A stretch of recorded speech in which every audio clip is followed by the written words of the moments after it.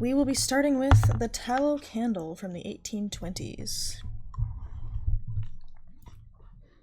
There was sputtering and sizzling as the flames played under the pan. This was the tallow candle's cradle, and out of the warm cradle slipped the candle, perfectly shaped, all of a piece, shiny white and slender. It was formed in a way that made everyone who laid eyes on it believe that it must promise a bright and glorious future. Indeed, it was destined to keep that promise and fulfill their expectations. The sheep, a pretty little sheep, was the candle's mother, and the melting pot was its father. From its mother it had inherited its dazzlingly white body and an intuitive understanding of life, but from its father it had acquired the desire for a blazing fire that would eventually reach its very core and shine the light for it in life. That is how it had been made and how it cast itself, with the best and brightest of hopes, into life. Here it met an amazing number of fellow creatures with whom it had dealings, since it desired to get to know life and thus perhaps find the most suitable niche for itself. But the candle saw the world in too benevolent a light, while the world only cared about itself and not about the tallow candle at all. The world was unable to understand the true nature of the candle, so it tried to use it to its own advantage and handled the candle improperly. Black fingers made bigger and bigger spots on the white color of innocence, which little by little totally disappeared to be covered with the filth of an outside world that had been far too harsh and come much closer than the candle could bear, since it had been unable to distinguish between the pure and the impure, but deep inside it was still innocent and unspoiled. That is when the false friends realized that they could not reach its innermost part. In anger, they threw away the candle, considering it a useless thing. The outer black layer kept away everybody good. They were afraid of becoming contaminated by the black color, of getting spots on themselves, so they kept a distance. Now the poor tallow candle was lonely, abandoned, and at its wit's end. It felt cast off by what was good and discovered that it had been nothing but a blind tool used to advance what was bad. It felt so terribly sad because it had lived its life without purpose. Perhaps it even tarnished some good things by its presence. It could not grasp why and to what end it had been created, why it was put on this earth where it might destroy itself and even others. More and more, increasingly deeply, it pondered the situation, but the more it thought, the greater its despondency, since it could not find anything good at all, no real meaning for itself, or see the purpose it had been given at birth. It was as if the black layer had thrown a veil over its eyes. That was when it met a small flame, a tinderbox. The tinderbox knew the light better than the candle tallow knew itself. The tallow candle knew itself. For the tinderbox saw everything so clearly, right through the outer layer, and inside it found so much good. Therefore it went closer, and bright hopes emerged in the candle. It lit up, and its heart melted.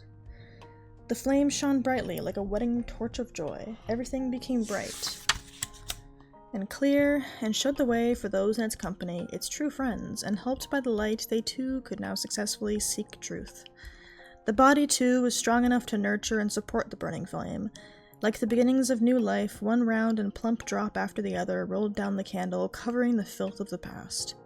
This was not only the bodily, but also the spiritual gain of the marriage. The tallow candle had found its true place in life, and proved that a true light shone for a long time, spreading joy for itself and its fellow creatures.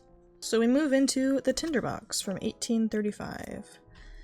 There came a soldier marching down the high road, 1, 2, 1, 2. He had his knapsack on his back and his sword at his side as he came home from the wars. On the road he met a witch, an ugly old witch, a witch whose lower lip dangled right down on her chest. "Good evening, soldier," she said. "What a fine sword you've got there, and what a big knapsack. Aren't you every inch a soldier, and now you shall have money as much as you please." "That's very kind, you old witch," said the soldier. "See that big tree?" The witch pointed to one nearby them. "It's hollow to the roots. Climb to the top of the trunk and you'll find a hole through which you can let yourself down deep under the tree. I'll tie a rope around your middle so that when you call me I can pull you up again." "What would I do deep down under that tree?" the soldier wanted to know. "Fetch money," the witch said. "Listen, when you touch bottom you'll find yourself in a great hall. It is very bright there because more than 100 lamps are burning. By their light you will see 3 doors. Each door has a key in it, so you can open them all. Excuse me. If you walk into the first room, you'll see a large chest in the middle of the floor. On it sits a dog, and his eyes are as big as saucers, but don't worry about that. I'll give you my blue checked apron to spread on the floor. Snatch up that dog and set him on my apron, then you can open the chest and take out as many pieces of money as you please. They are all copper. But if silver suits you better, then go into the next room. There sits a dog, and his eyes are as big as mill wheels, but don't you care about that. Set the dog on my apron while you line your pockets with silver. Maybe you'd rather have gold. You can, you know. You can have all the gold you can carry if you go into the third room. The only hitch is that there on the money chest sits a dog, and each of his eyes is as big as the round tower of Copenhagen. That's the sort of dog he is, but never you mind how fierce he looks.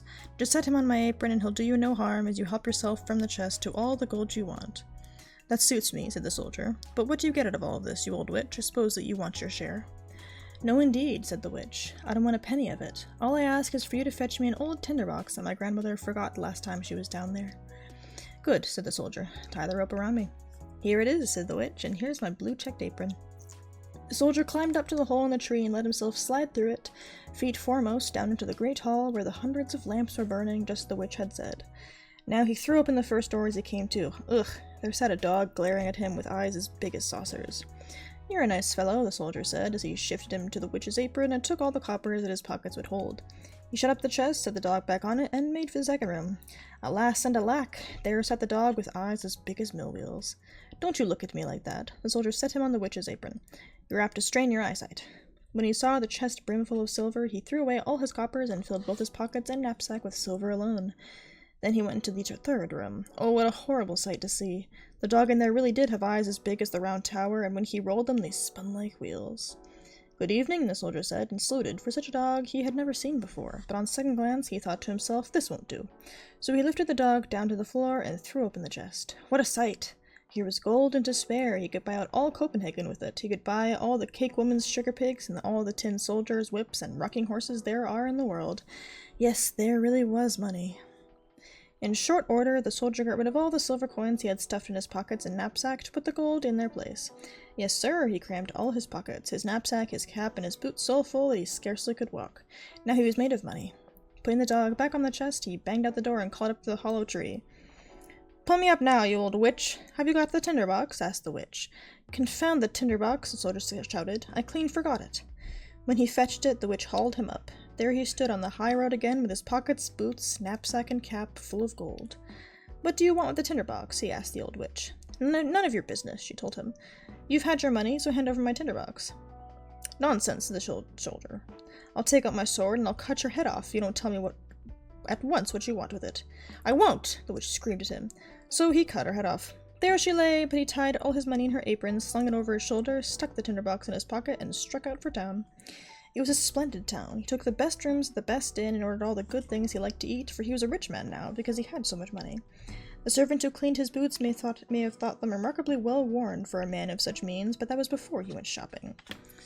Next morning, he bought boots worthy of him, and all the best clothes. Now that he had turned out to be such a fashionable gentleman, people told him all about the splendors of their town, all about their king, and what a pretty princess he had for a daughter. Where can I see her? The soldier inquired. You can't see her at all, everyone said. She lives in a great copper castle inside all sorts of walls and towers. Only the king can come in or go out of it, for it's been foretold that the princess will marry a common soldier. The king would much rather she didn't. I'd like to see her just the same, the soldier thought, but there was no way to manage it. Now he lived a merry life. He went to the theater, drove about in the king's garden, and gave away money to poor people. This was to his credit, for he remembered from the old days what it felt like to go without a penny in your pocket. Now that he was wealthy and well-dressed, he had too many who called him their friend and a genuine gentleman. That pleased him.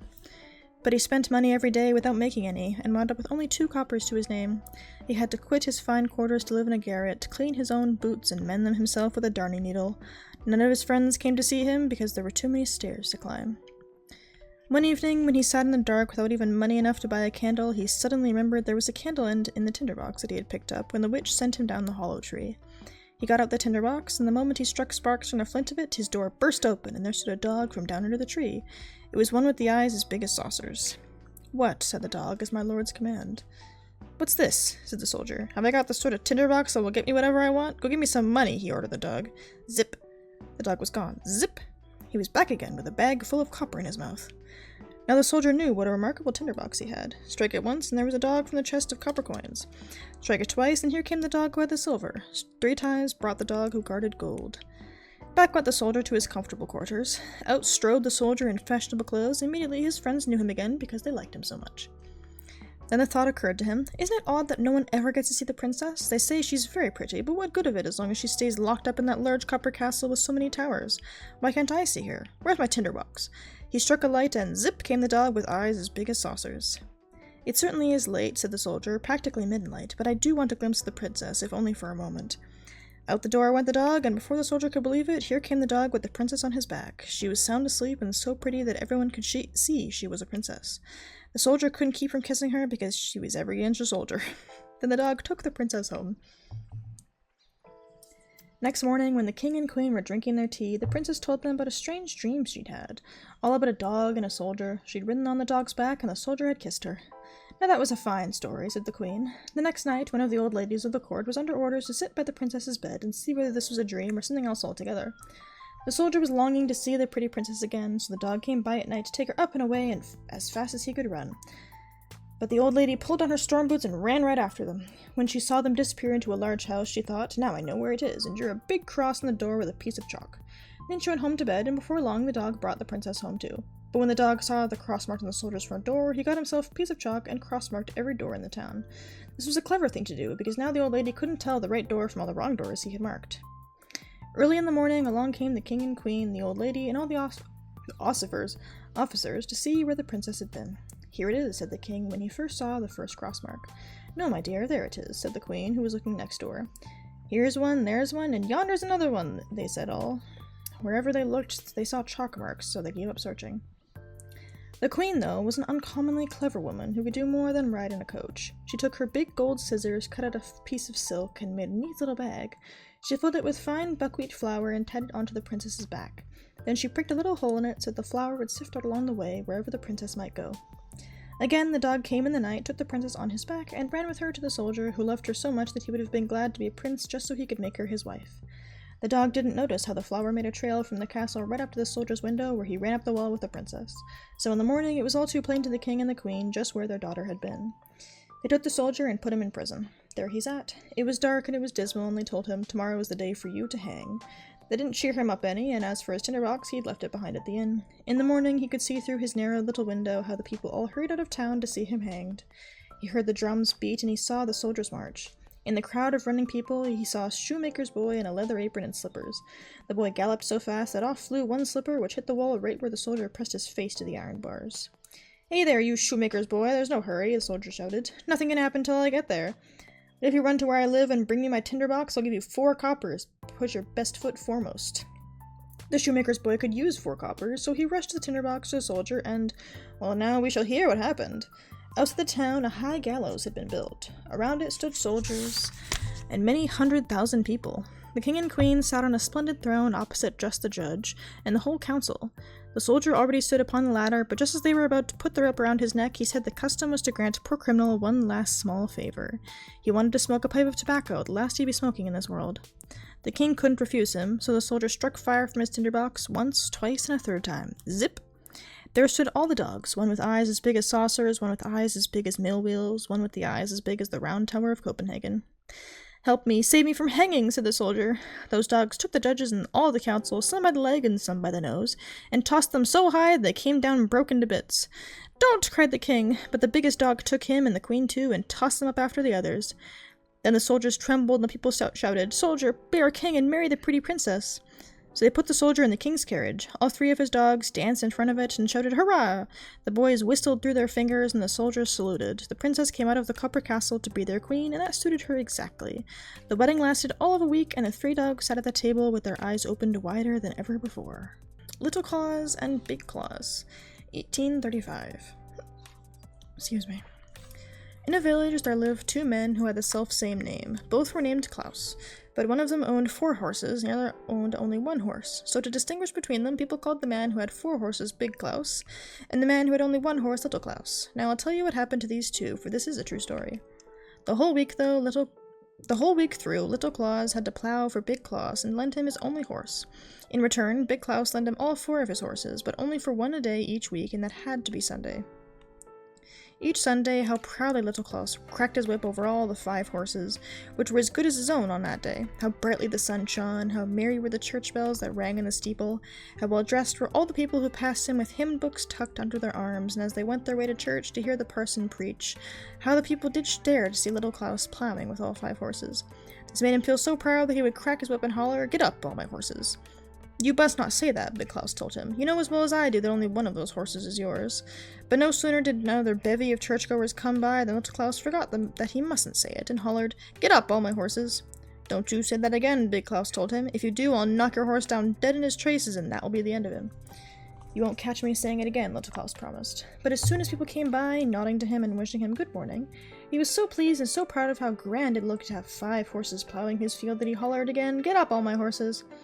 "I'll get up your horse for you," Big Klaus said, and he snatched up a tethering mallet and he knocked little Klaus's one and only horse in the head so hard that it fell down dead. "Now I haven't any horse at all," said little Klaus, and he began to cry. But by and by he skinned his dead horse and hung the hide to dry in the wind. Then he crammed the dry skin in a sack, slung it up over his shoulder, and set out to sell it in the nearest town. It was a long way to go, and he had to pass through a dark, dismal forest. Suddenly a terrible storm came up, and he had lost his way. Before he could find it again, evening overtook him. The town was still a long way off, and he had come too far to get home before night. Not far from the road, he saw a large farmhouse. The shutters were closed, but light showed through a crack at the top of the windows. "Maybe they'll let me spend the night here," little Klaus thought, as he went to the door and knocked. The farmer's wife opened it, but when she heard what he wanted, she told him to go away. She said her husband wasn't home, and she wouldn't have any strangers in the house. "Then I'll have to sleep outside," little Klaus decided as she slammed the door in his face. Near the farmhouse stood a large haystack leading up to the thatched roof of the shed, which lay between it and the house. "That's where I'll sleep," said little Klaus when he noticed the thatch. "It will make a wonderful bed. All I hope is that the stork doesn't fly down and bite my legs." For a stork was actually standing guard on the roof where it had a nest.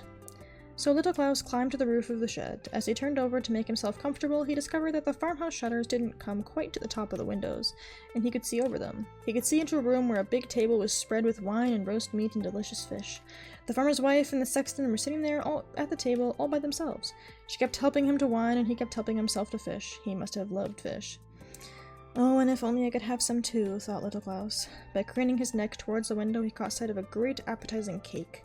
Why, they were feasting in there! Just then he heard someone riding down the road to the house. It was the farmer coming home. He was an excellent man, except for just one thing. He could not stand the sight of a sexton. If he got so much as a glimpse of one, he would fly into a furious rage, which was the reason why the sexton had gone to see the farmer's wife while her husband was away from home. And the good woman could do no less than set before him all the good things to eat that she had in the house. When she heard the farmer coming, she trembled for the sexton and begged him to creep into the big empty chest which stood in a corner of the room. He lost no time about it, because he knew full well that her poor husband couldn't stand the sight of a sexton. The woman quickly set aside the wine and hid the good food in her oven, because if her husband had seen the feast, he would have asked questions hard to answer. "Oh dear," up on the shed, little Klaus sighed to see all the good food disappearing. "Who's up there?" The farmer peered at little Klaus. "Whatever are you doing up there? Come into the house with me." So little Klaus came down. He told the farmer how he had lost his way and asked if he could have shelter for the night. "Of course," said the farmer, "but first let's have something to eat." The farmer's wife received them well, laid the whole table, and set before them a big bowl of porridge. The farmer was hungry and ate it with a good appetite, but little Klaus was thinking about the good roast meat, that fish, and that cake in the oven. Beside his feet under the table lay his sack with the horsehide, for, as we know, he was on his way to sell it in town. Not liking the porridge at all, little Klaus trod in on the sack, and the dry hide gave a loud squeak. "Shh," little Klaus said to his sack, at the same time that he trod on it so hard that it squeaked even louder.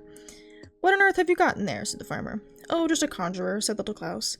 "He tells me we don't have to eat porridge, because he has conjured up a whole oven full of roast meat, fish, and cake for us." "What did you say?" said the farmer. He made haste to open the oven, where he found all the good dishes. His wife had hidden them in there, but he quite believed that they had been conjured up by the wizard in the sack. His wife didn't dare open her mouth, as she helped them to their fill of meat, fish, and cake. Then little Klaus trod upon the sack to make it squeak again. "What does he say now?" asked the farmer. "He says," little Klaus answered, "that there are 3 bottles of wine for us in the corner by the oven." So the woman had to bring out the wine she had hidden. The farmer drank it till he grew merry, and wanted to get himself a conjurer just like the one little Klaus carried in his sack. "Can he conjure up the devil?" the farmer wondered. "I'm in just the mood to meet him." "Oh yes," said little Klaus. "My conjurer can do anything I tell him, can't you?" he asked, and trod upon the sack till it squeaked.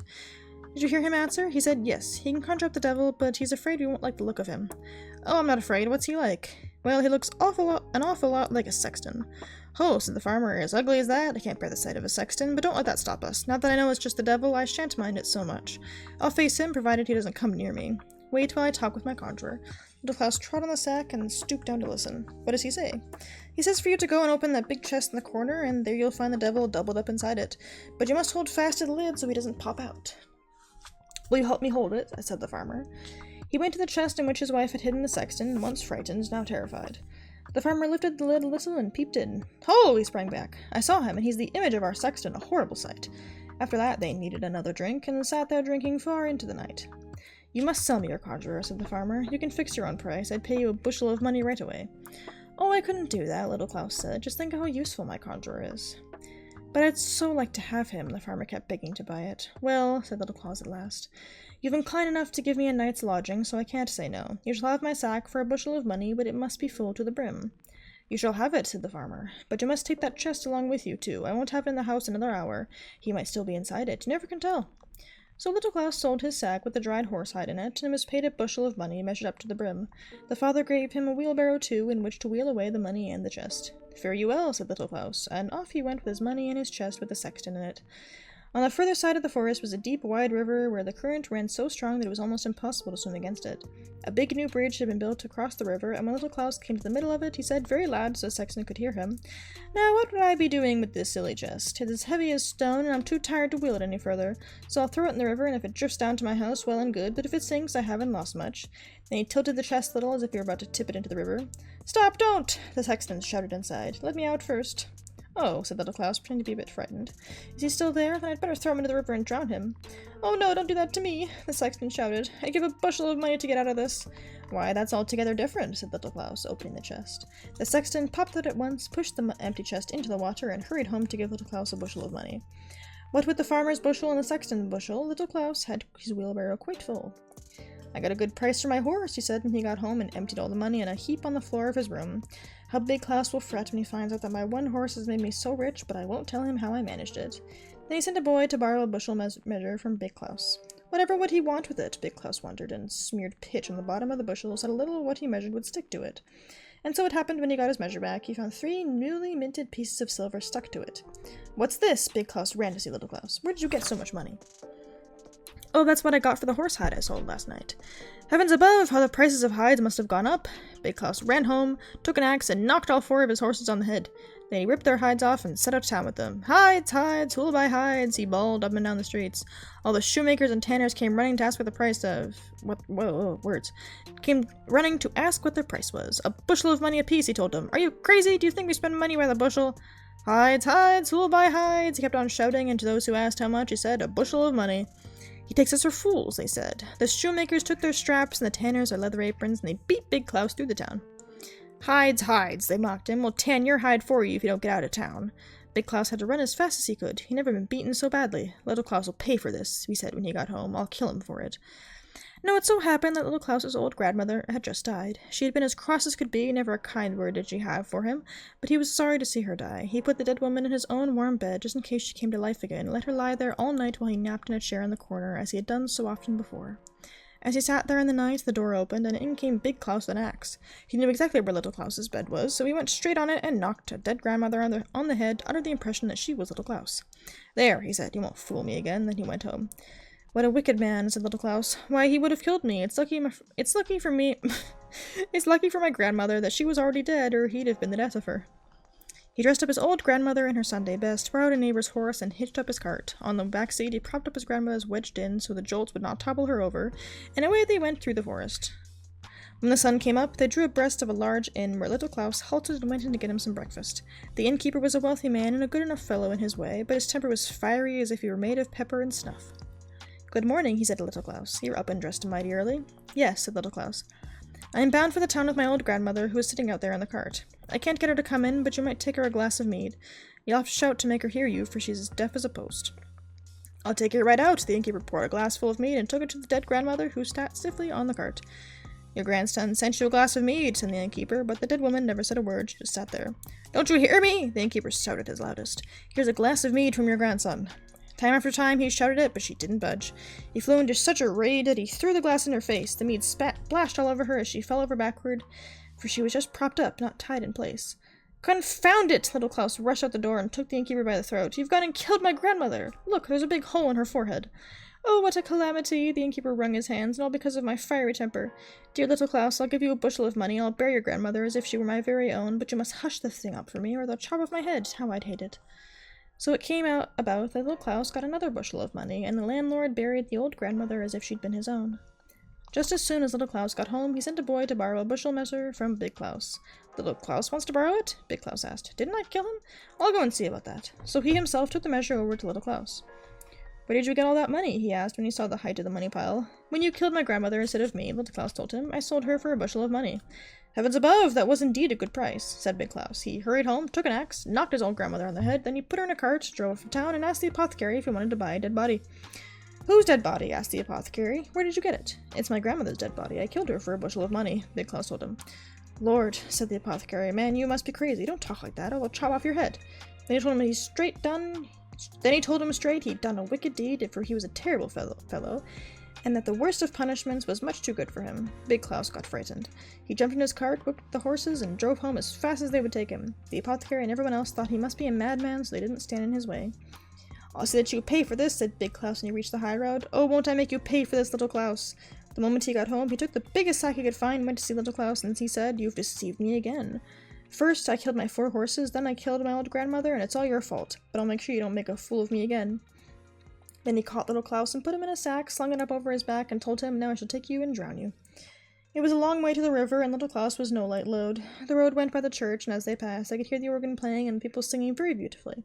Big Klaus set down his sack just outside the church door. He thought the best thing for him to do was to go in to hear a hymn before he went any further. So Little Klaus was securely tied in the sack, and all the people were inside the church, so Big Klaus went in too. Oh dear, Little Klaus sighed in the sack. Twist and turn as he might, he could not loosen the knot. Then a white-haired cattle driver came by, leaning heavily on his staff. The herd of bulls and cows he was driving bumped against the sack Little Klaus was in and overturned it. Oh dear, Little Klaus sighed. I'm so young to be going to heaven. While I, the cattle drover, I am too old for this earth, yet heaven will not send for me. Open the sack, Little Klaus shouted. Get in and take my place, you'll go straight to heaven. That's where I want to be, said the drover, and he undid the sack. Little Klaus jumped out at once. You must look after my cattle, the old man said as he crawled in. As soon as Little Klaus fastened the sack, he walked away from there with all the bulls and cows. Presently, Big Klaus came out of the church, took the sack on his back, and found it light, for the old drover was no more than half as heavy as Little Klaus. How light as my burden is, all because I've been listening to a hymn, said Big Klaus. He went on to the deep, wide river and threw the sack with the old cattle drover into the water. You'll never trick me again, Big Klaus said, for he thought he had seen the last splash of Little Klaus.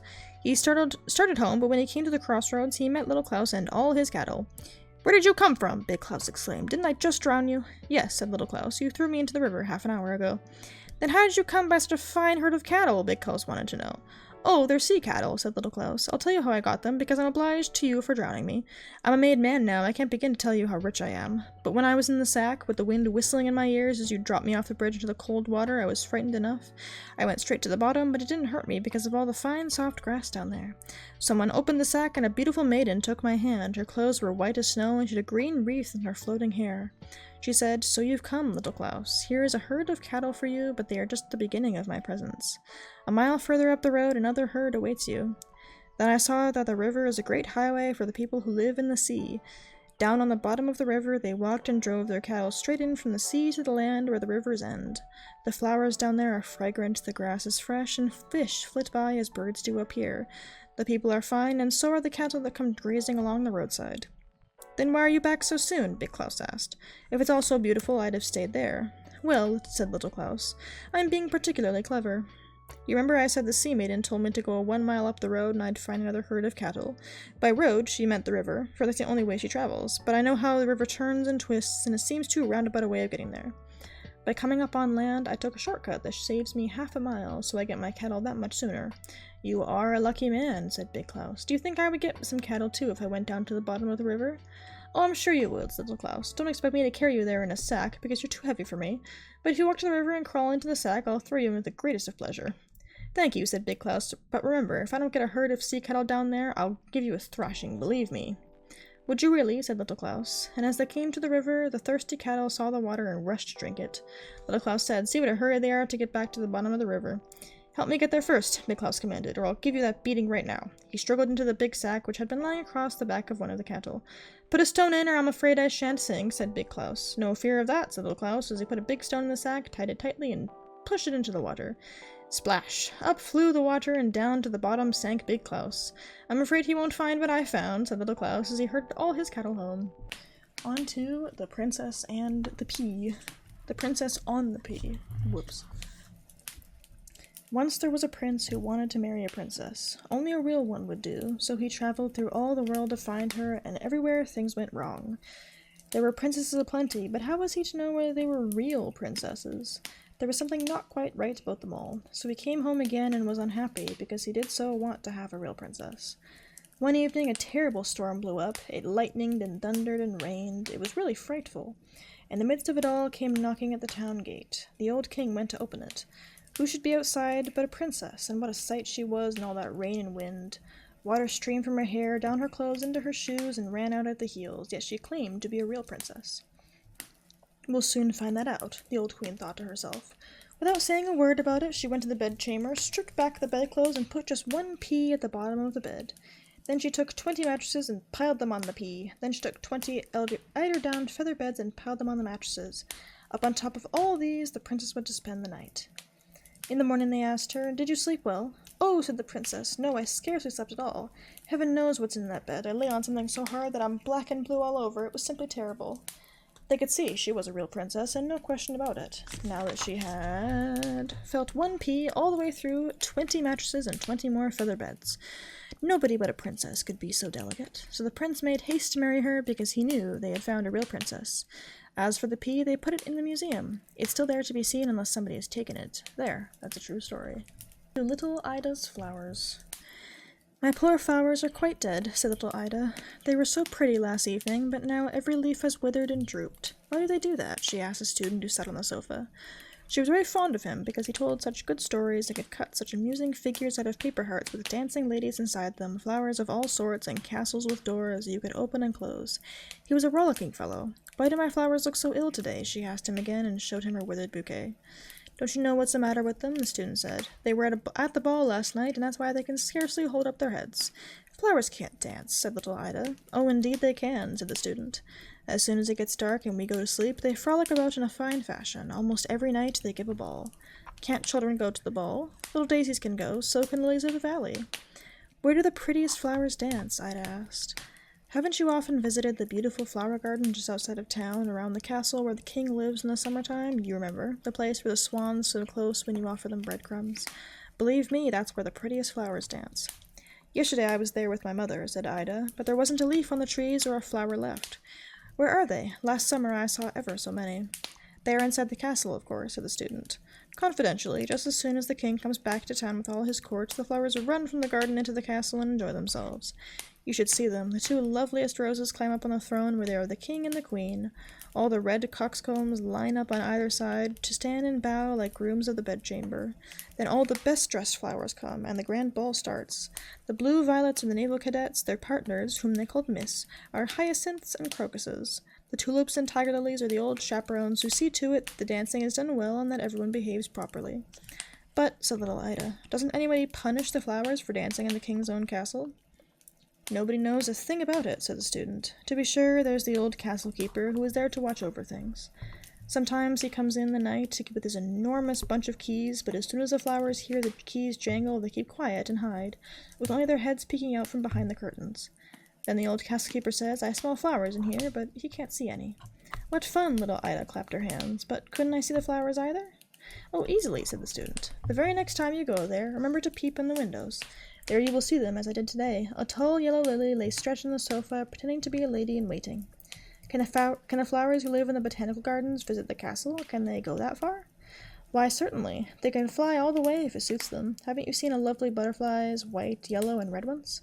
They almost look like flowers, and that's really what they used to be. They are flowers who have jumped up off their stems high into the air. They beat the air with their petals as though they were little wings, and so they manage to fly. If they behave themselves nicely, they get permission to fly all day long instead of having to go home and sit on their stems. In time, their petals turn into real wings. You've seen them yourself. However, it's quite possible that the botanical garden flowers have never been to the king's castle and don't know anything about the fun that goes on there almost every night. Therefore, I'll tell you how to arrange a surprise for the botanical professor. You know the one I mean. He lives quite near here. Well, the next time you go to the garden, tell one of his flowers that they are having a great ball in the castle. One flower will tell the others, and off they'll fly. When the professor comes out in the garden, not one flower will he find, and where they've all gone, he will never be able to guess." "How can a flower tell the others? You know flowers can't speak." They can't speak, the student agreed, but they can signal. Haven't you noticed that whenever the breeze blows, the flowers nod to one another and make signs with their leaves? Why, it's plain as talk. Can the professor understand their signs? Certainly he can. One morning he came into his garden and saw a big stinging nettle leaf signaling to a glorious red carnation. You are so beautiful and I love you so much. But the professor didn't like that kind of thing, so he slapped the nettle's leaves with the air its fingers. He was stung so badly that he hasn't laid hands on a stinging nettle since. Oh, how jolly little Ida laughed. How could anyone stuff a child's head with such nonsense? Said the prosy counselor, who had come to call and sit on the sofa too. He didn't like the student a bit. He always grumbled when he saw the student cut out those strange, amusing pictures, sometimes a man hanging from the gallows and holding a heart in his hands to show that he had stolen people's hearts away. Sometimes an old witch riding a broomstick and balancing her husband on her nose. The counselor highly disapproved of those, and he would say, as he said now, how can anyone stuff a child's head with such nonsense, such stupid fantasy? But little Ida, what the student told her about flowers was marvelously amusing, and she kept right on thinking about it. Her flowers couldn't hold their heads up, because they were tired out from dancing all night. Why, they must be ill. She took them to where she kept her toys on a nice little table with a whole drawer full of pretty things. Her doll, Sophie, lay asleep in the doll's bed, but little Ida told her, Sophie, you really have to get up and be satisfied to sleep in the drawer tonight, because my poor flowers are ill. Maybe if I let them sleep in your bed tonight, they will get well again. When she took the doll up, Sophie looked as cross as could be and didn't say a word. She was sulky because she couldn't keep her own bed. Ida put the flowers to bed and tucked the little covers around them. She told them to be good and lie still while she made them some tea, so they would get well and be up and about tomorrow. She carefully drew the curtains around the little bed so the morning sun would not shine in their faces. All evening long she kept thinking of what the student had said before she climbed into bed herself. She peeped through the window curtains at the fine potted plants that belonged to her mother, hyacinths and tulips too. She whispered very softly, I know you are going to the ball tonight. But the flowers pretended not to understand her. They didn't move a leaf. But little Ida knew all about them. After she was in bed, she lay there for a long while, thinking about how pleasant it must be to see the flowers dance in the king's castle. Were my flowers really there? She wondered. Then she fell asleep. When she woke up again in the night, she had been dreaming of flowers, and of the student, and of the prosy counselor who had scolded him and said it was all silly nonsense. It was very still in the bedroom where Ida was. The night lamp glowed on the table, and Ida's mother and father were asleep. Are my flowers still asleep in Sophie's bed? Ida wondered. That's what I'd like to know. She lifted herself a little higher on her pillow and looked towards a door that stood half open. In there were her flowers and all her toys. She listened, and it seemed to her that someone was playing the piano very softly and more beautifully than she had ever heard it played.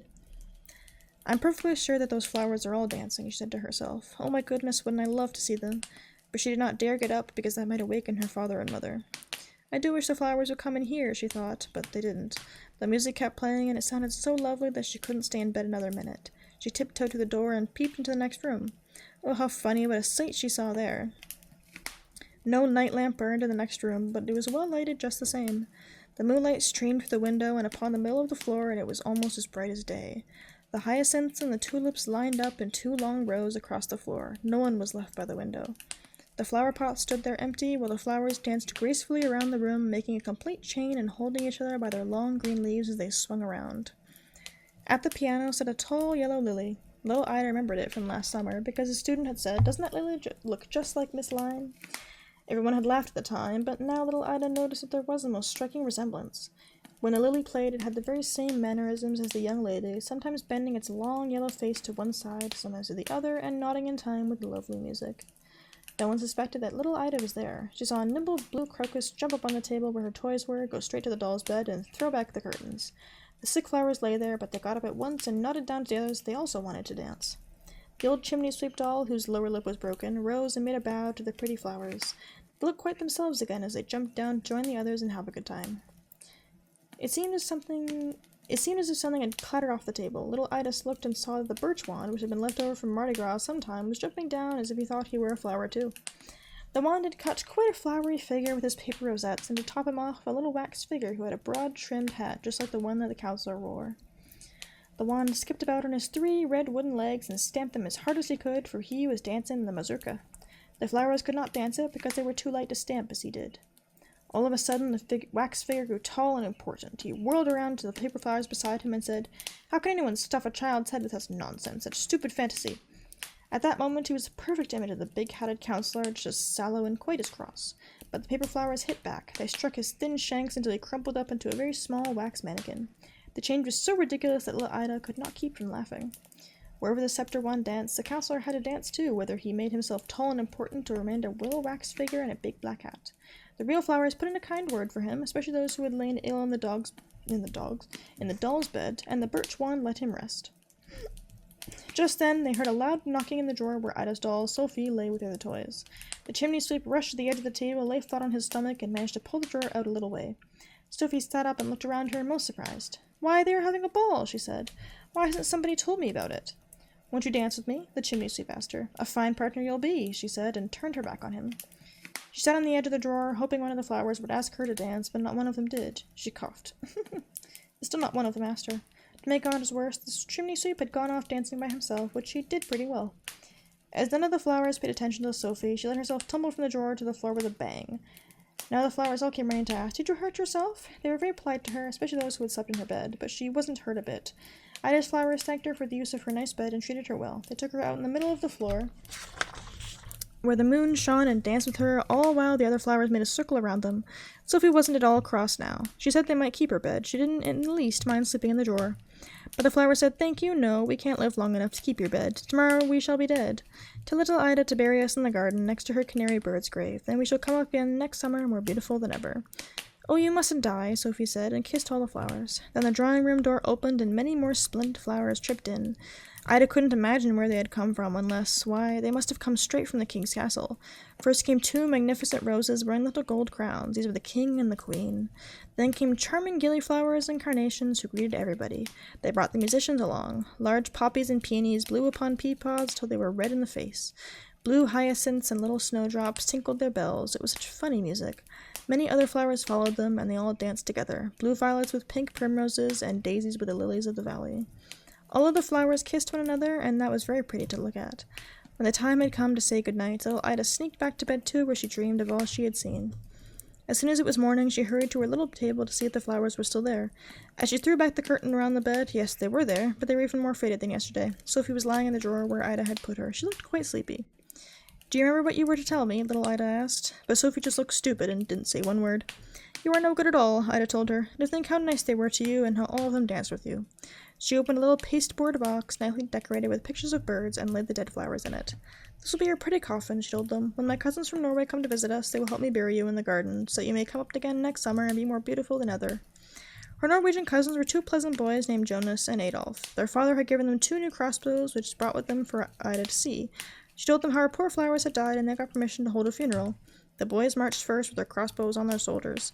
Little Ida followed with her dead flowers in their nice box. In the garden, they dug a little grave. Ida first kissed the flowers, then she closed the box and laid it in the earth.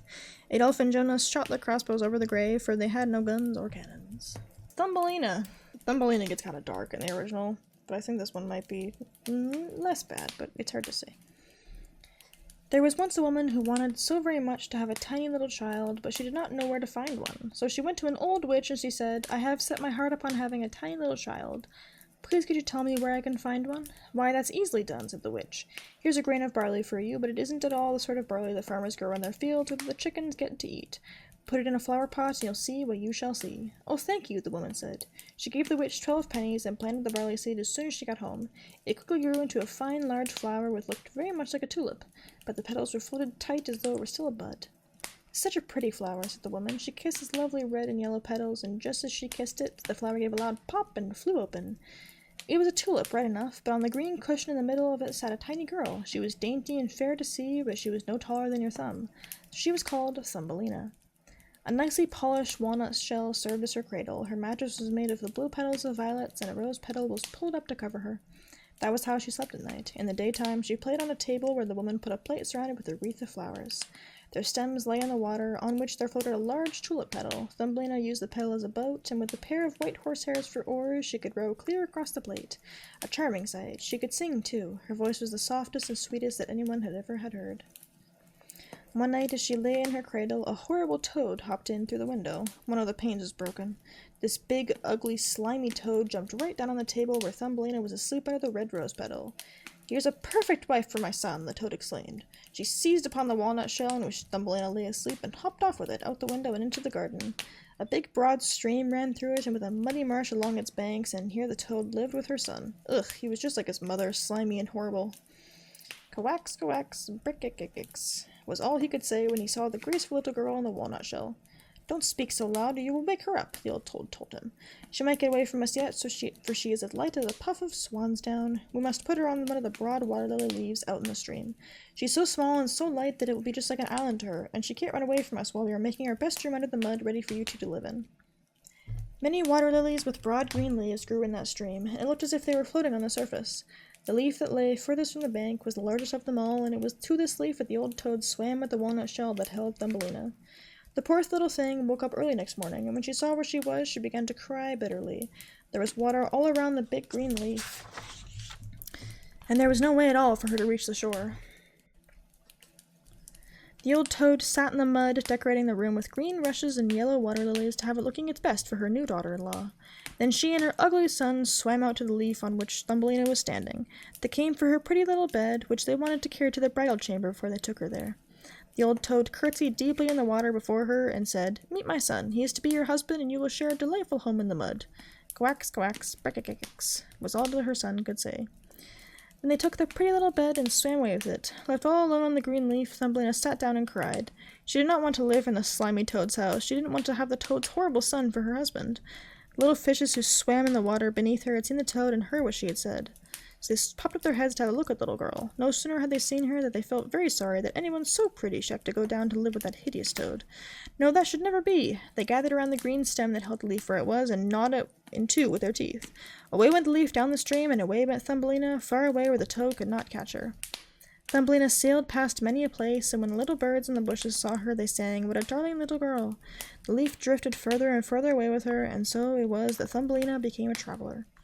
A lovely white butterfly kept fluttering around her, and at last alighted on the leaf because he admired Thumbelina. She was a happy little girl again now that the toad could not catch her. It was all very lovely as she floated along, and where the sun struck the water it looked like shining gold. Thumbelina undid her sash, tied one end of it to the butterfly, and made the other end fast to the leaf. It went much faster now, and Thumbelina went much faster too, for of course she was standing on it. Just then a big May-bug flew by and caught sight of her. Immediately he fastened her claws around her slender waist and flew up with her into a tree. Away went the green leaf down the stream, and away went the butterfly with it, for he was tied to the leaf and could not get loose. My goodness, how frightened little Thumbelina was when the May-bug carried her up into the tree, but she was even more sorry for the nice white butterfly she had fastened to the leaf, because if he couldn't free himself, he would have to starve to death. But the May-bug wasn't one to care about that. He sat her down on the largest green leaf of the tree, fed her honey from the flowers, and told her how pretty she was, considering that she didn't look the least like a May-bug. After a while, all the other May-bugs who lived in the tree came up to play them a call.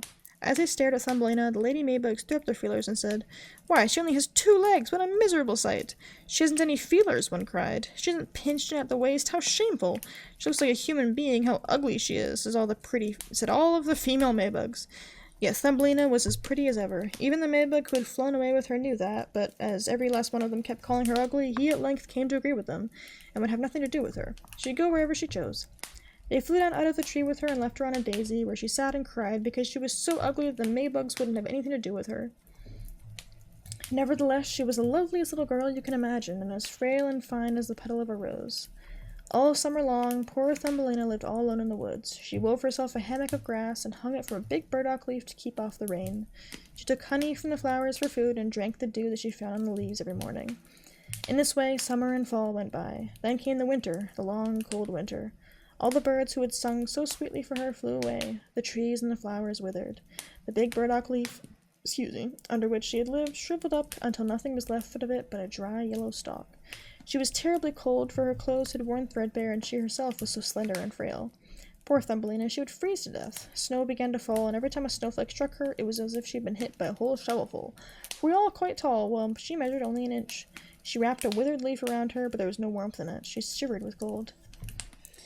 Near the edge of the woods where she had now arrived was a large grain field, but the grain had been harvested long ago. Only the dry, bare stubble stuck out of the frozen ground. It was just as if she were lost in a vast forest, and oh, how she shivered with cold. Then she came to the door of a field mouse, who had a little hole amid the stubble. There this mouse lived, warm and cozy, with a whole storeroom of grain and a magnificent kitchen and pantry. Poor Thumbelina stood at the door just like a beggar child, and pled for a little bit of barley, because she hadn't had anything to eat for 2 days past. "Why, you poor little thing," said the field mouse, who turned out to be a kind-hearted old creature. "You must come into my warm room and share my dinner." She took such a fancy to Thumbelina that she said, "If you care to, you may stay with me all winter, but you must keep my room tidy, tell me stories, for I am very fond of them." Thumbelina did as the kind old field mouse asked, and she had a very good time of it. Soon we shall have a visitor, the field mouse said. Once every week, my neighbor comes to see me, and he's even better off than I am. His rooms are large, and he wears such a beautiful black velvet coat. If you could only get him for a husband, you would be well taken care of, but he can't see anything. You must tell him the very best stories you know. Thumbelina did not like the suggestion. She would not even consider the neighbor, because he was a mole. He paid them a visit in his black velvet coat. The field mouse talked about how wealthy and wise he was, and how his home was more than 20 times larger than hers. But for all his knowledge, he cared nothing at all for the sun and the flowers. He had nothing good to say about them, and had never laid eyes on them. As Thumbelina had to sing for them, she sang, Maybug, Maybug, fly away home, and the monk goes afield. The mole fell in love with her sweet voice, but he didn't say anything about it yet, for he was a most discreet fellow. He had just dug a long tunnel through the ground and from his house to theirs, and the field mouse and Thumbelina were invited to use it whenever they pleased, though he warned them not to be alarmed by the dead bird that lay in his passage. It was a complete bird with feather and beak. It must have died quite recently. When the weather set in, it was buried right in the middle of the tunnel. The mole took in his mouth a torch of decayed wood. In the darkness it glimmered like fire. He went ahead of them to light the way through the long, dark passage. When they came to where the dead bird lay, the mole put his broad nose to the ceiling and made a large hole through which the daylight could fall. In the middle of the floor lay a dead swallow, with his lovely wings folded at the side and his head tucked under his feathers. The poor bird must certainly have died of the cold. Thumbelina felt so sorry for him.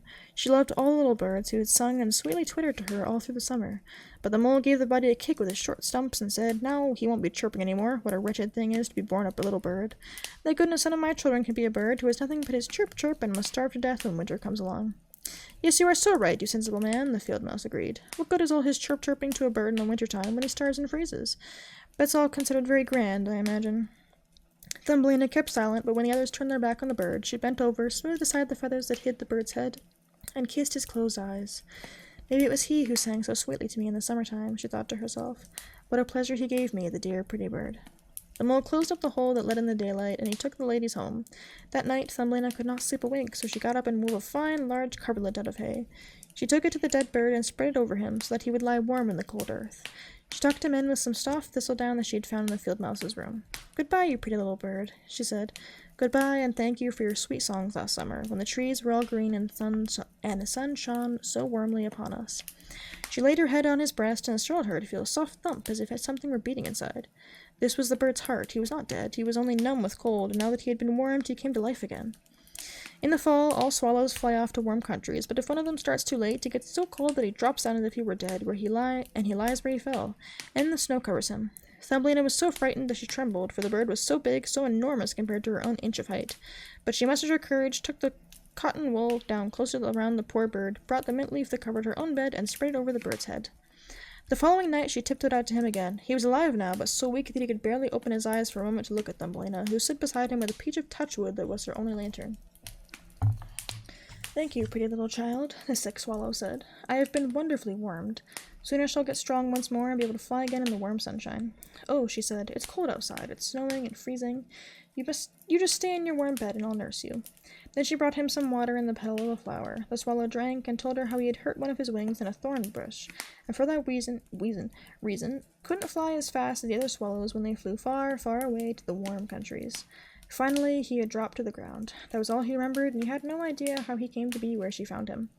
The swallow stayed there all through the winter, and Thumbelina was kind to him and tended to him with loving care.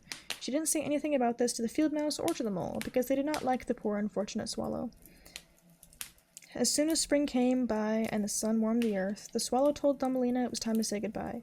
She reopened the hole the mole had made in the ceiling, and the sun shone in splendor upon them. The swallow asked Thumbelina to go with him. She could sit on his back as they flew away through the green woods, but Thumbelina knew that it would make the old mouse feel badly if she left like that, so she said, I cannot go.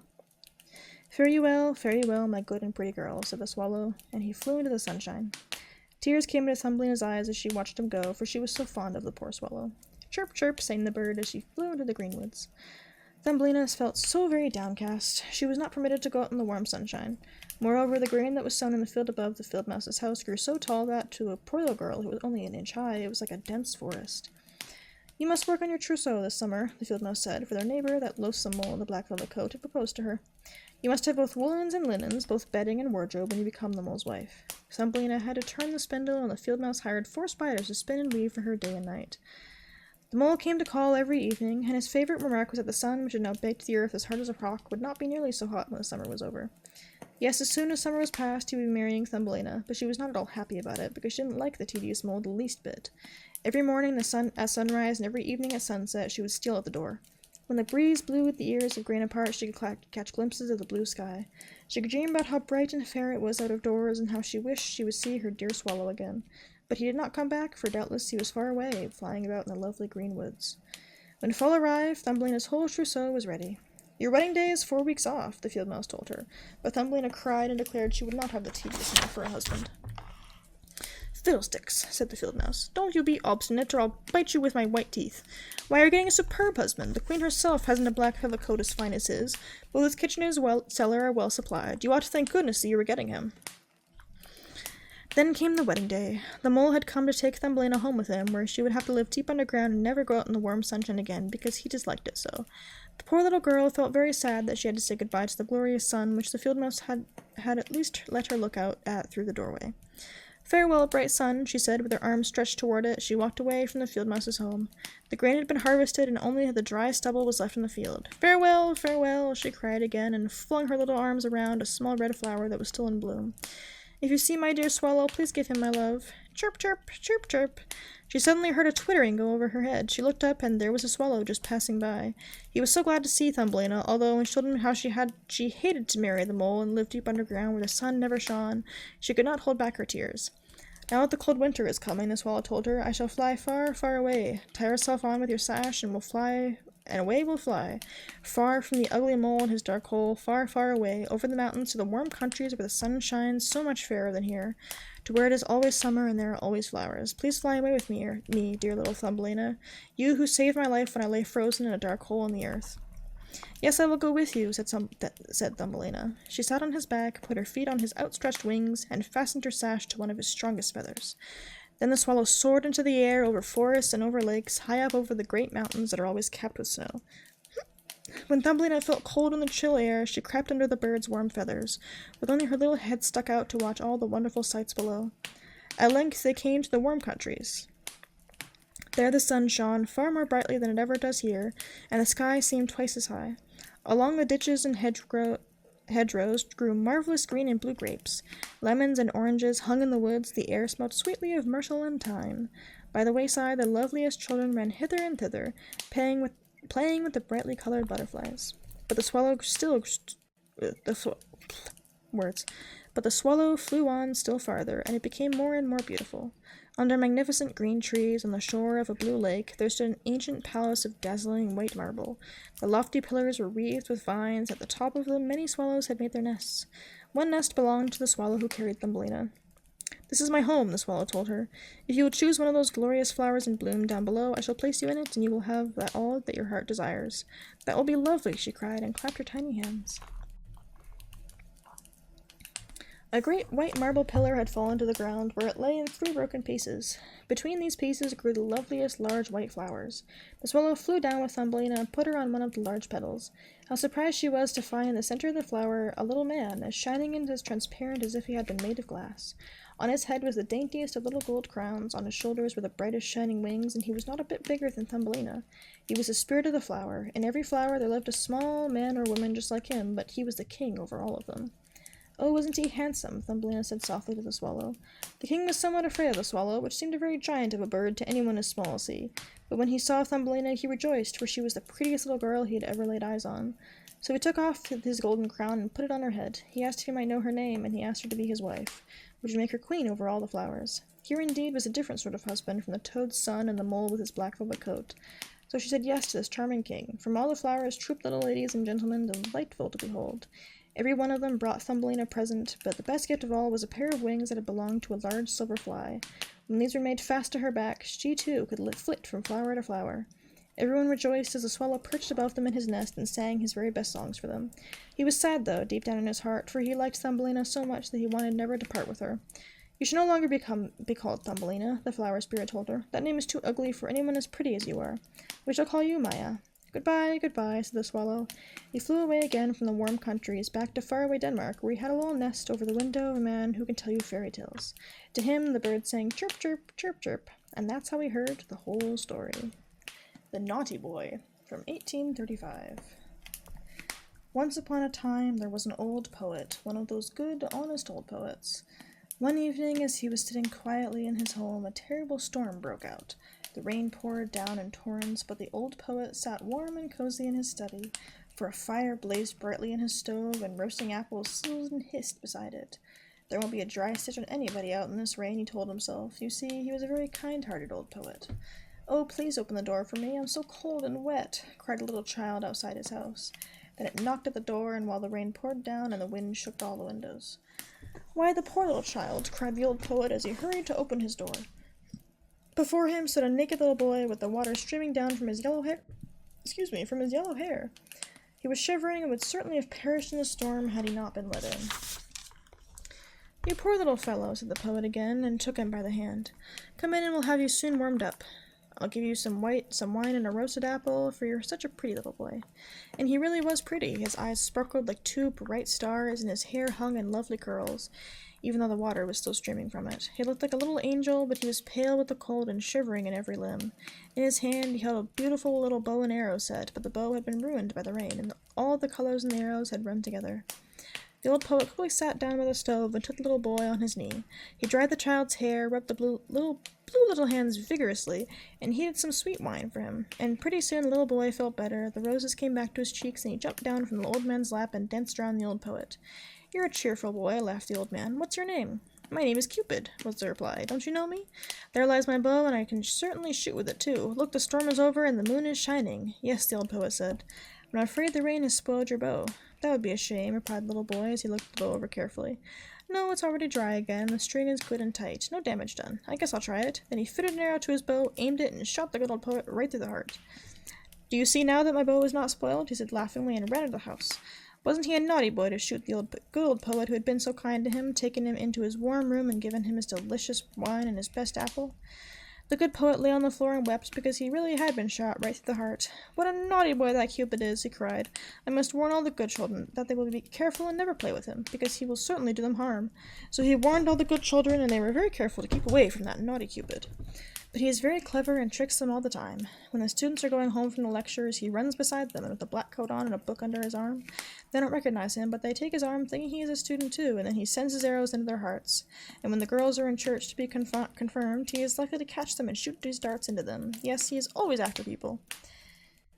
In the theater, he sits up in the big chandelier, burning so brightly that people think he's a lamp, but they soon find out better. He runs about the king's garden and on the rampart, and once he even shot your father and your mother right through the heart. Just ask them, and you'll hear what they say. Yes, he's a bad boy, this Cupid. You'd better never had anything to do with him, for he is after all of you. And what do you think? A long time ago, he even shot an arrow into your poor old grandmother. The wound is healed up, but she will never forget it. Saucy Cupid! But now you know all about him and what a naughty boy he is. The Traveling Companion, 1835. Poor John was greatly troubled because his father was very ill and could not recover. Except for these two, there was no one in their small room. The lamp on the table had almost burned out, for it was quite late at night. "You have been a good son, John," his dying father said, "and the Lord will help you along in the world." He looked at his son with earnest, gentle eyes, and sighed deeply, and fell dead as if he were falling asleep. John cried bitterly, for now he had no one in all the world, neither father nor mother, sister nor brother. Poor John! He knelt at his bedside and kissed his dead father's hand. He cried many salty tears until at last his eyes closed, and he fell asleep with his head resting against the hard bedstand. Then he had a strange dream. He saw the sun and the moon bow down to him. He saw his father well again and strong, and heard him laughing as he always laughed when he was happy. A beautiful girl with a crown of gold on her lovely long hair stretched out her hand to John, and his father said, "See what a bride you have won. She is the loveliest girl in the world." Then he awoke, and all these fine things were gone. His father lay cold and dead on the bed, and there was no one with them. Poor John! The following week the dead man was buried. John walked close behind the coffin. He could no longer see his kind father, who had loved him so. He heard how they threw the earth down upon the coffin, and watched the last corner of it until a shovel of earth hid even that. He was so sad that he felt as if his heart were breaking in pieces. Then those around him sang a psalm that sounded so lovely that tears came to his eyes. He cried, and that did him good in his grief. The sun shone in its splendor down on the green trees, as if to say, "John, you must not be so unhappy." Look up and see how fair and blue the sky is. Your father is there, praying to the good Lord that things will always go well for you. I'll always be good, John said. Then I shall go to join my father in heaven. How happy we shall be to see each other again, how much I shall have to tell him, and how much he will have to show me and teach me about the joys of heaven, just as he used to teach me here on earth. Oh, what joy that will be! He could see it all so clearly that he smiled, even though tears were rolling down his cheeks. Little birds up in the chestnut trees twittered, chirp, chirp, chirp, chirp. They were so happy and gay, for although they had attended a funeral, they knew very well that the dead man had gone to heaven, where he now wore wings even larger and lovelier than theirs. They knew that he was happy now, because here on earth he had been a good man, and this made them glad. John saw them fly from the green trees far out into the world, and he felt a great desire to follow them. But first he carved a large wooden cross to mark his father's grave. When he took it there in the evening, he found the grave neatly covered with sand and flowers. Strangers had done this, for they loved the good man, who now was dead. Early the next morning, John packed his little bundle and tucked his whole inheritance into a money belt. All that he had was $50 and a few pieces of silver, but with this, he meant to set off into the world. But first, he went to the churchyard, where he knelt and repeated the Lord's Prayer over his father's grave. Then he said, "Farewell, father dear. I'll always be good, so you may safely pray to our Lord that things go well with me." The fields through which he passed were full of lovely flowers that flourished in the sunshine and nodded in the breeze, as if to say, "Welcome to the green pastures. Isn't it nice here?" But John turned round for one more look at the old church where, as a baby, he had been baptized, and where he had gone with his father every Sunday to sing the hymns. High up in one of the belfry windows he saw the little church goblin with his pointed red cap, raising one arm to keep the sun out of his eyes. John nodded goodbye to him, and the little goblin waved his red cap, put his hand on his heart, and kissed his fingertips to him again and again, to show that he wished John well and hoped that he would have a good journey. As John thought of all the splendid things that he would see in the big fine world ahead of him, he walked on, farther away than he had ever gone before. He did not even know the towns through which he passed, nor the people whom he met. He was far away among strangers. The first night he slept under a haystack in the fields, where he had no other bed. But he thought it very comfortable, and the king himself could have no better. The whole field, the brook, the haystack, and the blue sky overhead made a glorious bedroom. The green grass, patterned with red and white flowers, was his carpet. The elder bushes and hedges of wild roses were bouquets of flowers, and for his washbowl he had the whole brook full of clear, fresh water. The reeds nodded their heads to him to wish him both good night and good morning. The moon was really a huge night lamp, high up in the blue ceiling, where there was no danger of its setting fire to the bed curtains. John could sleep peacefully, and sleep he did, never once waking until the sun rose, and all the little birds around him began singing, good morning, aren't you up yet?" The church bells rang, for it was Sunday. People went to hear the preacher, and John went with them.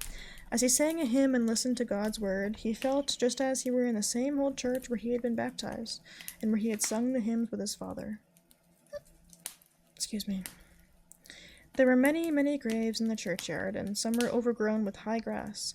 Then John thought of his own father's grave, and of how it too would come to look like these, now that he could no longer weed and tend it. So he knelt down to weed out the high grass. He straightened the wooden crosses that had fallen, and replaced the wreaths that the wind had blown in from the graves. Perhaps, he thought, someone will do the same for my father's grave, now that I cannot take care of it. Outside the churchyard gate stood an old beggar leaning on his crutch, and John gave him a few pieces of the silver that he had. Happy and high-spirited, John went further on, out into the wide world. Toward nightfall, the weather turned dreadfully stormy. John hurried along as fast as he could to find shelter, but it soon grew dark. At last he came to a little church that stood very lonely upon a hill. Fortunately, the door was ajar, and he slipped inside to stay until the storm abated. "I'll sit down here in the corner," he said, "for I am very tired and need a little rest." So he sat down, put his hands together, and said his evening prayer. Before he knew it, he was fast asleep and dreaming while it thundered and lightened outside. When he woke up, it was midnight. The storm had passed, and the moon shone upon him through the window. In the middle of the church stood an open coffin, and in it lay a dead man awaiting burial. John was not at all frightened. His conscience was clear, and he was sure that the dead do not harm anyone. It is the living who do harm, and two such harmful living men stood beside the dead one, who had been put here in the church until he could be buried. They had a vile scheme to keep him from resting quietly in his coffin. They intended to throw his body out of the church, the helpless man's dead body. "Why do you want to do such a thing?" John asked. "It is a sin and a shame. In heaven's name, let the man rest." "Stuff and nonsense," the two evil men exclaimed. He cheated us. He owed us money that he could not pay, and now he has cheated us by dying. We shall not get a penny of it. So we intend to revenge ourselves. Like a dog, he shall lie outside of the church door. I have only $50, John cried. It is my whole inheritance, but I'll give it to you gladly if you will solemnly promise that the poor dead man rest in peace. I can do without money. I have my healthy, strong arms, and heaven will always help me. Why, certainly, the villainous fellows agreed. If you are willing to pay his debt, you won't lay a hand on him. You can count on that. They took the money and he gave them, and went away, roaring with laughter at his simplicity. John laid the body straight again in its coffin, folded its hands, and took his leave. He went away through the great forest, very well pleased. All around him, wherever moonlight fell between the trees, he saw little elves playing merrily. They weren't disturbed when he came along, because they knew he was a good and innocent fellow. It is only the wicked people who are never allowed to see the elves. Some of the elves were no taller than your finger, and their long yellow hair was done up with golden combs. 2 by 2, they seesawed on the big raindrops, which lay thick on the leaves and tall grass. Sometimes a drop rolled from under them, and then they tumbled down in between the grass blades. Little mannikins would laugh and make a great to-do about it, for it was a very funny sight. They sang, and John knew all the pretty little songs which had been taught to him when he was just a small boy.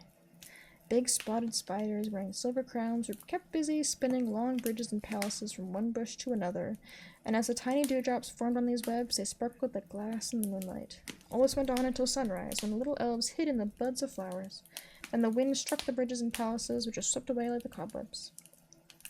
John had just come out of the forest, and when behind him a man's strong voice called out, "Ho there, comrade! Where are you bound?" "I'm bound for the wide world," John told him. "I have neither father nor mother. I am a poor boy, but I am sure the Lord will look after me." "I am off to the wide world too," the stranger said. "Shall we keep each other company?" "Yes, indeed," John replied, so they strode along together. They got to like each other very much, for both of them were kindly, but John soon found that he was not nearly so wise as the stranger, who had seen most of the world and knew how to tell about almost everything. The sun was high in the heavens when they came down under a big tree to eat their breakfast. Just then an old woman came hobbling along. Oh, she was so old that she was bent almost double and walked with a crutch. On her back was a load of firewood she had gotten from the forest. Her apron was tied up, and John could see these big bunches of fern fronds and willow switches sticking out. As she came near these two travelers, her foot slipped. She fell down and screamed aloud, for the poor old woman had broken her leg. John suggested they carry the woman to her home right away, but the stranger opened up his knapsack and took out a little jar of salve, which he said would mend her leg completely and at once, so she could walk straight home as well as if her leg had never broken. But in return, he asked for 3 bunches of switches that she carried in her purse. "That's a very high price," the old woman dubiously nodded her head. She did not want to get out the switches, but it was not very pleasant to lie there with a broken leg, so she let him have the 3 bunches. No sooner had he rubbed her with the salve than the old woman got to her feet and walked off much better than she had come. All this the salve could do. Obviously, it was not some sort of thing you can buy from the apothecary. "What on earth do you want with those bunches of switches?" John asked his companion. "Oh, they are 3 nice bundles of herbs. They just happened to strike my fancy because I'm an odd sort of fellow."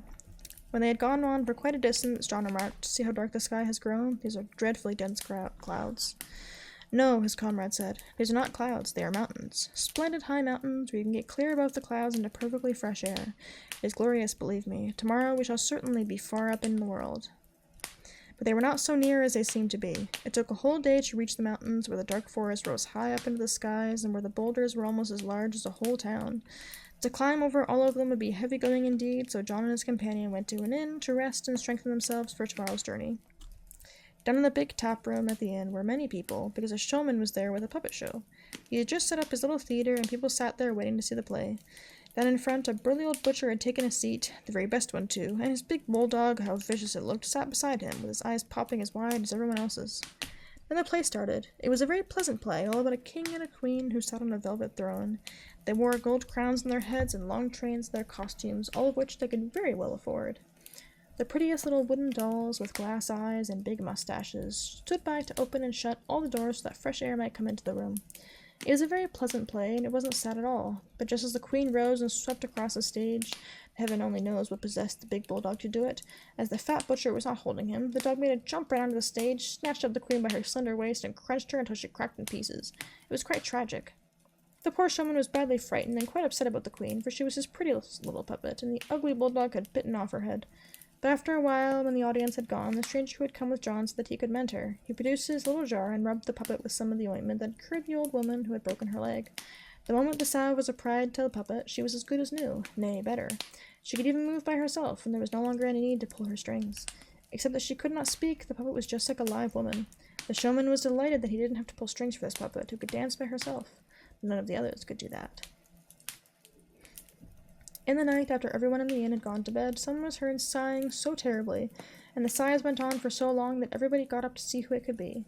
The showman went straight to his little theater because the sighs seemed to come from there. All the wooden puppets were in a heap, with the king and his attendants mixed together, and it was they who sighed so profoundly.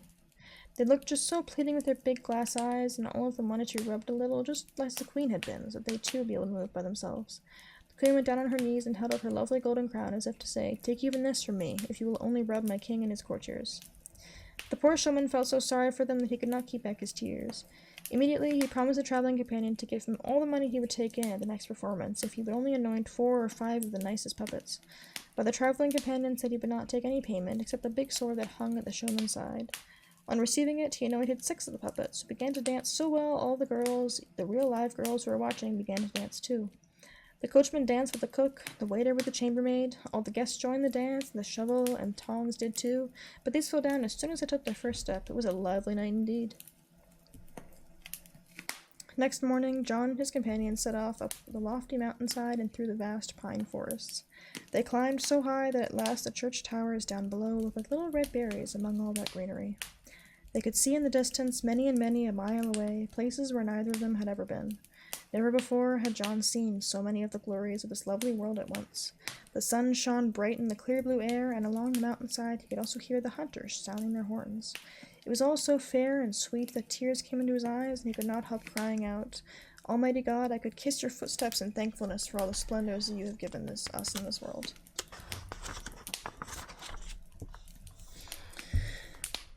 His traveling companion also folded his hands and looked out over the woods and towns that lay before them in the warm sunlight. Just then they heard a wonderful sound overhead. They looked up and saw a large white swan sweeping above them and singing as they had never heard any bird sing. But the song became fainter and fainter until a bird bowed his head and dropped slowly down dead at their feet, the lovely bird. "2 such glorious wings," said the traveling companion. "Wings so large and white as these are worth a good deal of money. I'll take them with me. You can see now what a good thing it was that I got a sword." With one stroke he cut out both wings of the dead swan, for he wanted to keep them. They journeyed many and many a mile over the mountains, till at last they saw a great town rise before them, and with more than 100 towers that shone like silver in the sun. In the midst of the town there was a magnificent marble palace with a roof of red gold. That was where the king lived. Excuse me. John and his companion did not want to enter the town at once. They stopped at a wayside inn outside the town to put on fresh clothes, for they wanted to look presentable when they walked through the streets. The innkeeper told them that the king was a good man who never harmed anyone. But as for his daughter, heaven help us, she was a bad princess. She was pretty enough. No one could be more lovely or more entertaining than she, but what good did that do? She was a wicked witch who was responsible for many handsome princes losing their lives. She had decreed that any man might come to woo her. Anybody might come, whether he were a prince or beggar, it made no difference to her. But he must guess the answer to 3 questions that she asked him. If he knew the answers, she would marry him, and he would be king all over the land when her father died. But if he could not guess the right answers, she either had him hanged or had his head chopped off. The bunny colt grows. Thank you for the follow. I thought I had that turned off. Whoopsie. Where was I? La, la, la, la. That was how bad and wicked the beautiful princess was. The old king, her father, was terribly distressed about it, but he could not keep her from being so wicked, because he had once told her that he would never concern himself with her suitors. She could do as she liked with them. Whenever a prince had come to win the princess's hand by making 3 guesses, he had failed. Then he was either hanged or beheaded, for each suitor was warned beforehand, when he was still free to abandon his courtship. The old king was so distressed by all this trouble and grief that for 1 entire day every year, he and all his soldiers went down on their knees to pray that the princess might reform, but she never would. As a sign of mourning, old women who drank schnapps would dye it black before they quaffed it, so deeply did they mourn, and more than they couldn't do. That abominable princess, John said, ought to be flogged. It would be just the thing for her, and if I were the old king, I'd have her whipped till her blood rang. "Hurrah!" they heard people shout outside the inn. The princess was passing by, and she was so very beautiful that everyone who saw her forgot how wicked she was, and shouted hurrah. 12 lovely maidens, all dressed in white silk and carrying golden tulips, rode beside her on 12 coal-black horses. The princess herself rode a snow-white horse, decorated with diamonds and rubies. Her riding costume was of pure gold, and the whip that she carried looked like a ray of sunlight. The gold crown on her head twinkled with the stars of the heavens, and her cloak was made from thousands of bright butterfly wings. But she herself was far lovelier than all these things. When John first set eyes on her, his face turned red as blood, and he could hardly speak a single word. The princess was the living image of the lovely girl with the golden crown, of whom he had dreamed on the night when his father died. He found the princess so fair that he could not help falling in love with her. Surely, he thought, it can't be true that she is a wicked witch who has people hanged or beheaded when they can't guess what she asks them. Anyone at all may ask for her hand, even though he is the poorest beggar, so I really will go to the palace, for I cannot help doing it. Everyone told him he ought not to try it, lest he meet with the same fate that had befallen the others. His traveling companion also tried to persuade him not to go, but John felt sure he would succeed. He brushed his shoes and his coat, washed his face and his hands, and combed his handsome blonde hair. Then, all alone, he went through the town to the palace. "Come in," the old king said, when John came knocking at his door. As John opened it, the old king advanced to meet him, wearing a dressing gown and a pair of embroidered slippers. He had his crown on his head, his scepter in one hand, and his orb in the other. "Just a minute," he said, tucking the orb under his arm, so that he could offer a hand to John. But the moment he heard that John had come as a suitor, he fell to sobbing so hard that both the orb and the scepter dropped to the floor, and he had to use his dressing gown to wipe his eyes. The poor old king. "Don't try it," he said. "You will fare badly like all the others. Come, let me show them to you." There he led John into the princess's pleasure garden, where he saw a fearful thing. From every tree hung 3 or 4 kings' sons who had been suitors of the princesses, but had not been able to answer the questions she put to them. The skeletons rattled so in every breeze they terrified little birds who had never dared come into the garden. All the flowers were tied to human bones, and human skulls greened up from every flower pot. What a charming garden for a princess! "There," said the old king. "You see, it will happen to you as it happened to all those you see here. Please don't try it. It would make me awfully unhappy, for I take these things deeply to heart." John kissed the good old king's hand and said he was sure everything would go well, for he was infatuated with the princess's beauty. Just then the princess and all of her ladies rode into the palace yard, so they went over to wish her good morning. She was lovely to look at, and when she held her hand out to John, he fell in love with her more deeply than ever. How could she be such a wicked witch, as all the people called her? The whole party went to the palace hall, where little pages served them jam and gingerbread. But the old king was so miserable that he couldn't eat anything at all. Besides, the gingerbread was too hard for his teeth. It was arranged that John was to visit the palace again the following morning, when the judges and the full council would be assembled to hear how he made out with his answer. If he made out well, he would have to come back 2 more times. But as yet, no one had ever answered the first questions. They had forfeited their lives in the first attempt.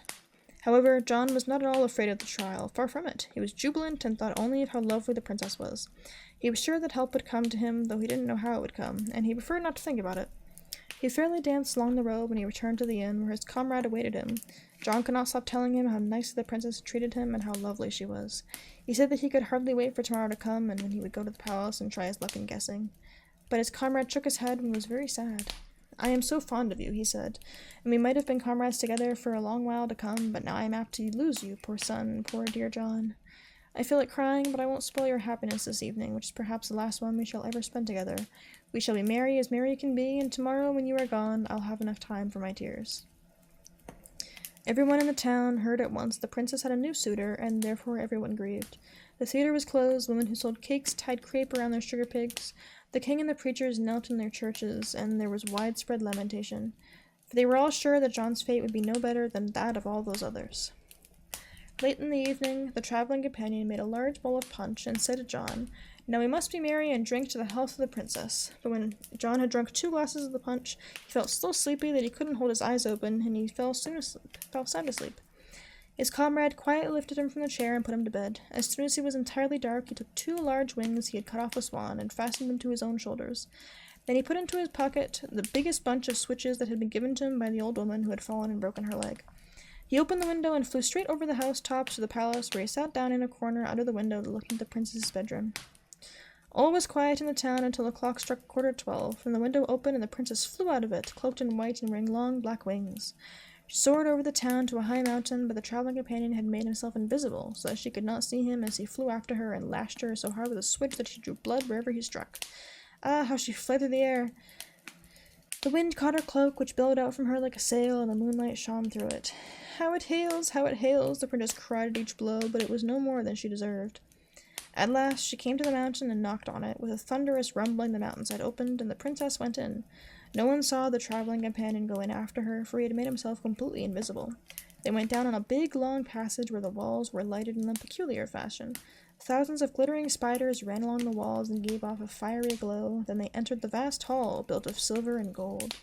Red and blue blossoms the size of sunflowers covered the walls, but no one could pick them, for the stems were ugly poisonous snakes, and the flowers were flames darting out between their fangs. The ceiling was alive with glittering glowworms, sky blue bats that zapped their transparent wings. The place looked really terrible. A throne in the center of the floor was held up by 4 horse skeletons in a harness of fiery red spiders. The throne itself was of milk-colored glass, and its cushions consisted of little black mice biting each other's tails. The canopy above it was made of rose-red spiderwebs, speckled with charming little green flies that sparkled like emeralds. On the throne sat an old sorcerer with a crown on his hideous head and a scepter on his hand. He kissed the princess on her forehead and made her sit with him on his costly throne as the music stuck up. Big black grasshoppers played upon mouth harps, and the owl beat upon his own stomach because he had no drum. It was the most fantastic concert. Many tiny goblins with will-o-wisps stuck in their little caps capered around the hall. Nobody could see the traveling companion, who had placed himself behind the throne where he could see and hear everything. The courtiers now appeared and seemed imposing and stately enough, but anyone with observing eye could see soon what it all meant. They were mere cabbage heads stuck upon broomsticks. The sorcerer had dressed in embroidered clothes and conjured into liveliness, but that didn't matter, for they were only needed to keep up appearances. "Listen to me," said the sorcerer. "I'll tell you what, you must think of something commonplace, and he will never guess what it is. Think of one of your shoes, he won't guess that. Then off with his head, and when you come tomorrow night, remember to fetch me his eyes, that I may eat him." The princess made a low curtsy, and promised not to forget about the eyes. The sorcerer opened the mountain for her, and she flew homeward. But the traveling companion flew behind her, and thrashed her so hard with a switch that she bitterly complained of the fearful hailstorm, and made all the haste she could to get back through the open window of her bedroom. The traveling companion flew back to the inn where John was still asleep. Taking off the wings, he tumbled into bed, for he had good reason to feel tired. It was very early the next morning when John awoke. When his comrade arose, he told John a very strange dream he had about the princess and one of her shoes. He begged him to ask if the princess she didn't have one of her shoes in mind. This, of course, was what he had overheard the sorcerer say in the mountain, but he didn't tell John about that. He merely told him to be sure to guess the princess had her shoe in mind. I may as well ask about that as anything else," John agreed. "Maybe your dream is true, for I have always thought that God would look after me. However, I'll be saying goodbye, because if I guess wrong, I shall never see you again." They embraced, and John went straight through the town and up to the palace. The whole hall was packed with people. The judges sat in their armchairs and eider-down pillows behind their heads because they had so much to think about, and the old king stood there wiping his eyes with a white handkerchief. Then the princess entered. She was even lovelier than she was the day before, and she bowed to everyone in the most agreeable fashion. To John she held out her hand and wished him good morning to you. John was required to guess what she had in mind. She looked at him most charmingly until she heard him say the one word, shoe. Her face turned chalk white as she trembled from head to foot. There was nothing she could do about it. His guess was right. Merciful heavens, how glad the old king was. He turned heels over head for joy, and everyone applauded both his performance and that of John, who had guessed rightly the first time. The traveling companion beamed with delight when she heard how well things had gone, but John clasped his hands together and thanked God, who he was sure would help him through the 2 remaining trials. The following day he was to guess again. That evening went by just like the previous one. As soon as John was asleep, his comrade flew behind the princess to the mountain and thrashed her even harder than before, for this time he had taken 2 scourges of switches. No one saw him, but he heard all that was said. The princess was to think of her glove, and he told this to John as if he had dreamed it. Naturally, John had no trouble in guessing correctly, and there was unbounded rejoicing in the palace. The whole court turned heels over head as they had seen the king do on the first occasion. But the princess lay on her sofa without a word to say. No, everything depended on John's answer to the 3rd question. If it was right, he would get the lovely princess and inherit the whole kingdom after the old king died. But if he guessed wrong, he would forfeit his life, and the wizard would eat his beautiful blue eyes. That evening, John said his prayers, went to bed early, and fell serenely asleep.